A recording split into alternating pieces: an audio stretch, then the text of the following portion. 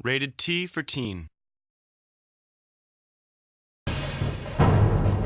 Neverwinter 2, we're trying to sort of communicate more of a cinematic storytelling experience. So players who played the first game are probably going to enjoy the freedom of a lot, being able to move the camera around a lot more, move it behind the shoulder, be able to see much more of their environment from a third-person view. We think just having that visual ability alone and how you interact with environments and people is going to make it a much different experience. Well, the companions in Neverwinter 2, we've sort of set them up so that they play much more of a stronger role in the critical story and the sort of critical path storyline.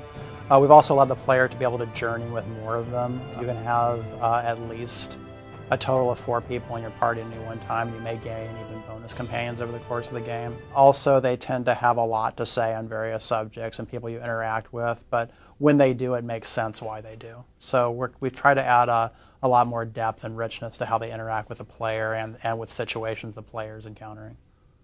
The companions, we allow all the standard equipping actions they would for the player. So you can set them up with whatever armor set, weapon set, spell selection you want over the course of the game.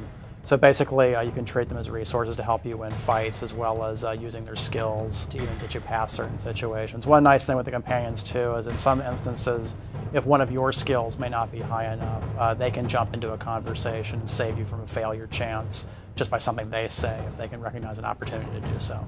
In Neverwinter Nights 2, the player is going to be fighting against enemies on multiple fronts, which we think will be a nice challenge for players. Not only is he going to be fighting against adversaries that aren't even native to the Forgotten Realms, but also he has to deal with politics within Neverwinter and along the Sword Coast. So the challenges aren't always fighting or combat, they're also diplomatic in how you choose to resolve certain situations as well.